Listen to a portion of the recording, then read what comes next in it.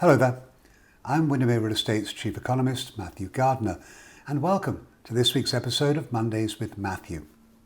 Last week there were only a few significant announcements, but they were important ones. So let's get straight to the numbers, and first up is the Case-Shiller Index. The data released for July, that's right, the data we just got is 3 months old.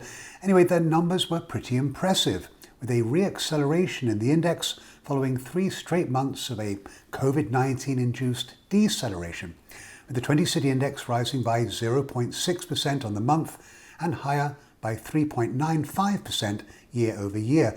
And it's worth noting, this is the best annual gain since December of 2018. And when we look at the cities that make up the index, there were some very impressive numbers, with Phoenix, Seattle and Charlotte showing the highest year-over-year gains amongst the 19 cities surveyed. Now, regular followers will remember that we are not getting data for Detroit because of ongoing COVID-19 related reporting issues. We saw month-on-month gains in all cities other than New York, where the index dropped by 0.1%. I did some research, and the drop, although a small one, it could well be due to the fact that business bankruptcies rose by 40% between March, when the pandemic kicked in, and September, with over 600 businesses filing for bankruptcy in the city. Looking closer at the data, 7 cities are still at levels below their pre-housing bubble peak, but I'm more interested in the change in momentum. And this shows the difference between the change in index values over the past year versus the 12 months before that. And we're seeing a slowing in the pace of growth in Las Vegas and also in Chicago. Now, we also saw this in the June data, and I'm thinking that the slowdown in Vegas is likely due to its exposure to the leisure and hospitality industry. And I can only assume that Chicago prices are still being impacted by the civil unrest that continues in that city. In all, this was a generally pleasing report, but I will be interested to see if the upward momentum that has kicked back in can carry on through the balance of the year. My gut says that it can. Okay, next up is consumer confidence, and the index jumped to 108.8 from 86.3 in August. Now, this is a massive jump, even if the number is still well below the 132.6 handle that we saw in February before the pandemic hit. But improvement is clearly palpable. The present situation index, which measures how we're feeling about the economy today, rose from 85.8 to 98.5, and this index was at 169.3 back in February, so it still has got a ways to go. And the expectation index, which measures how we expect the economy to be performing in 6 months' time, that jumped from 86.6 to 104.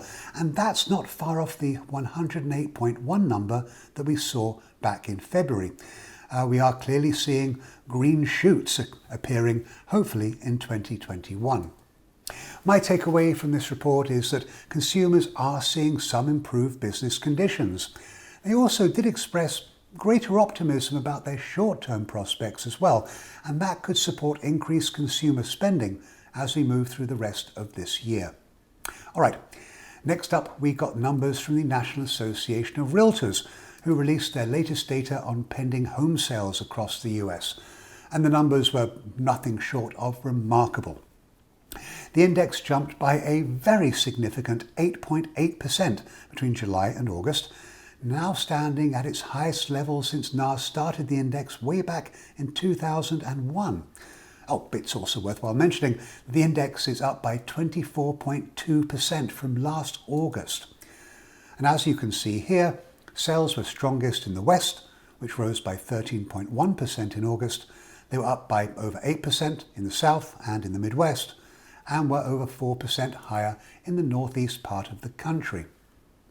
Now, what surprised me the most is that numbers jumped even in the face of historically low levels of supply. It's clear that belief in the housing market is continuing to bring out buyers, and rock bottom mortgage rates, well, they're not hurting either. It's also worthwhile adding that the data tells me that closings last month are likely to have picked back up. We had some not so impressive numbers in July, so I'll be very interested to see the September figures when they're released on the 22nd of this month. I think they'll be good. Okay, last but by no means least, the September jobs report for the United States. Unfortunately, the numbers were far from impressive, with a gain of just 661,000. And as you can see here, we still have a long way to go to get back to pre-COVID employment levels, even if we have recovered 11.4 million of the over 22 million jobs that were lost. But I was pleased to see the July and August totals both revised higher, with the July number bumped by 27,000 to 1.76 million, and the already strong August gains are 118,000 higher than were reported the prior month. In September, we saw solid improvement in the leisure and hospitality and also in the retail sector. Now that's unsurprising, as these were by far the hardest hit when the pandemic struck. But government employment was the biggest drag in the numbers, dropping by 216,000. And I looked closer at the figures, and this was due to a drop in local and state government education, as many schools maintained at-home instruction, as well as 34,000 census jobs that were cut. The unemployment rate came in at a rather quite impressive 7.9%, a decent number, but you see, I poured through the data and I was disappointed to see a 0.3% drop in the labour force participation rate. Now, what does that mean? That means that over 700,000 people left the workforce, and this helped the overall rate drop by more than anyone had expected.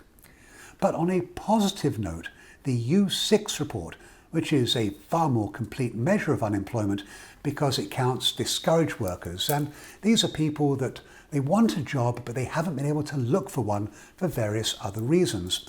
And it also includes people who are working part-time but want a full-time job.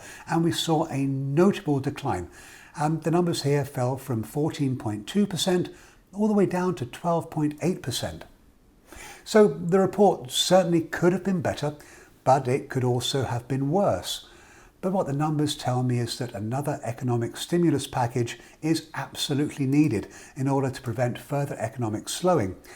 However, I think it's rather uncertain that Congress can get it done before the election. That said, given the fact that the President has now been diagnosed with COVID-19, well, there might be a greater understanding that the virus is vicious and it isn't just going to pack up and go away. And its effects on the US economy are still very visible. So there you have it, my thoughts on last week's data releases. The housing reports were solid, and they show that housing remains without a doubt a shining light in the economy, and an economy that's still mired by the COVID-19 pandemic. Now, I've taken a look at next week's announcements, and I'm afraid that there really isn't anything coming up that's exciting me. So I've gone back through the suggestions you have sent to me, and I've decided to take another look at mortgage rates. I plan on sharing with you where I see them heading for the rest of the year, and also give you my updated forecast for 2021. I will tell you this, numbers are looking good, but I do have some very significant concerns that need examining. So with that little teaser, I'll leave you and hope that you'll find time to join me again next Monday, and I'll give you my take on the mortgage market. As always, if you've got any questions about this week's data, or if you've got a broad topic you'd like me to tackle, I'd love to hear from you. In the meantime, take care out there, and I look forward to seeing you all again next week. Bye now.